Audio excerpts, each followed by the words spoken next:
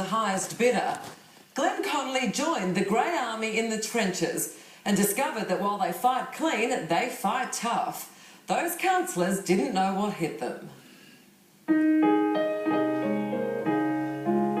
I've come in here and I've thoroughly enjoyed every minute. By any measure, Monash Gardens and Elizabeth Gardens in Melbourne's leafy east are among the best aged care facilities in the country. We're just one big happy family. We all help each other. I couldn't speak more highly of the way they look after you. In this beautiful, friendly place, you hear it over and over. It is one big happy family, and I'll always remember when Vin, the manageress there, took us round and said, we want you to treat this as a home from home, and that is exactly what it is, a home from home. So, with our ageing population, why on earth would the owners, the Monash City Council, even contemplate selling these magnificent facilities out from under the feet of our most vulnerable senior citizens? Well, they're not going to kick me out. I'm going to sit on that chair and I'm staying here till the rest of my life. I like that one with that foul hole in there. 85-year-old Von and 89-year-old Bob Tate are original residents of the independent living units at Monash Gardens. It's not their money, they have no right to do this. 81-year-old Frank Jennings has volunteered here for years. After a fall late last year, his dear wife Bron moved in. There are other ways to get money without sacrificing the elderly citizens. Let them have their last few years in peace. Leave us alone. What really stinks about this is the sneaky way the council went about announcing it was thinking of selling. At the end of their June council meeting, they closed the doors and secretly agreed to take expressions of interest. A sale would net them a fortune. There was no consultation, none at all, before the event. Consultation after the event, but not before the event. Jack Davis heads Ratepayers Victoria. He was once a Monash councillor himself. He thought he'd seen it all, but he reckons this is a new low. That's disgusting, but it's aged care, and you must not sell aged care. It belongs to the people.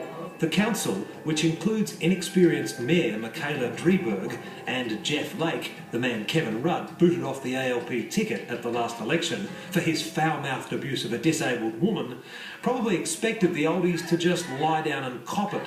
The last thing they expected was to go to war. But war is exactly what they got. And here's the first lesson these baby-faced councillors learnt the hard way.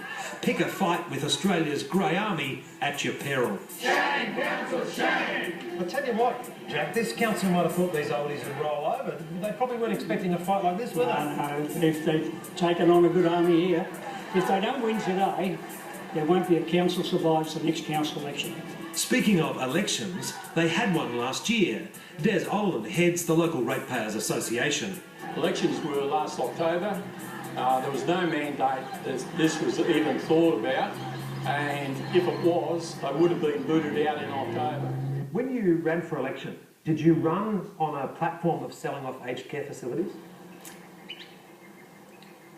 Potentially seeking expressions of interest for Monash Gardens and Elizabeth Gardens wasn't on the agenda in 2012. It's something that we're considering here and now.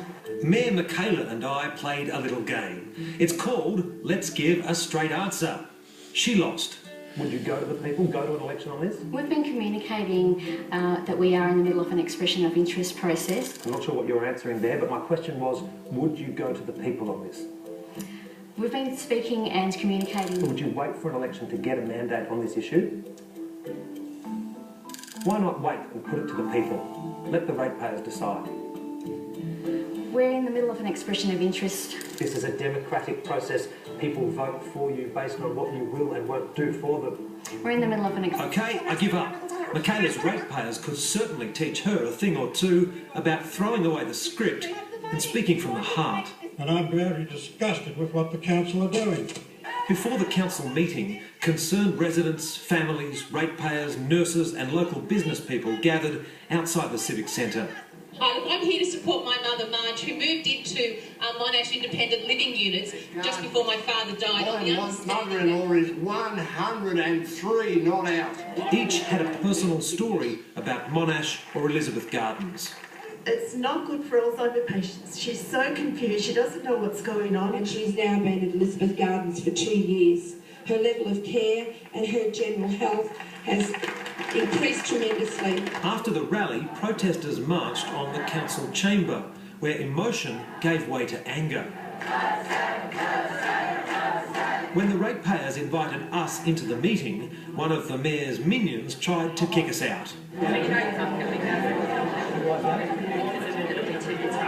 The acting CEO had a crack too. That is the decision that has been taken. But people power won the day. We stayed. I allow the cameraman and the audio guy and you to stay here, that you will not move from this position while you're in this room. I feel like a naughty schoolboy, but yes, sir, I promise. And what we witnessed was bizarre, to say the least. Shame, council, shame! Shame, council, shame! This is democracy Monash style. If you want to ask a question, you put it in writing in advance for approval, then, if you're lucky, you can read it out. Would the Mayor and the councillors please explain? Despite residents' best intentions, question after question was battered down.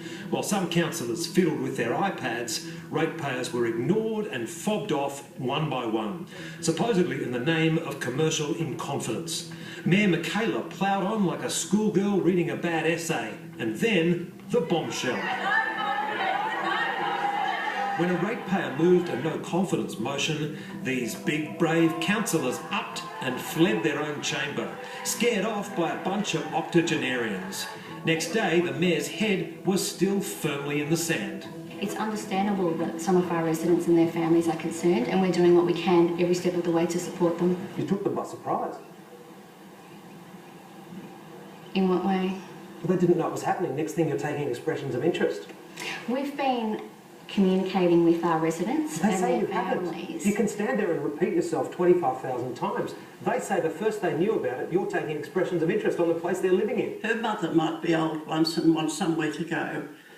Her father might. So, Monash City Council, what's it to be? Money or care? Greed or common sense? Honesty or secrecy? Perhaps a good place to start would be listening to the people who put you there. If the CEO, if the Mayor is watching this now, what would you like to say to them?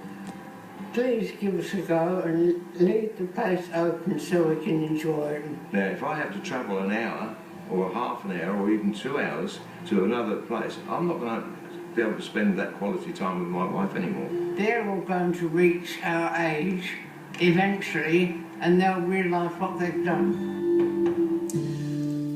And the Monash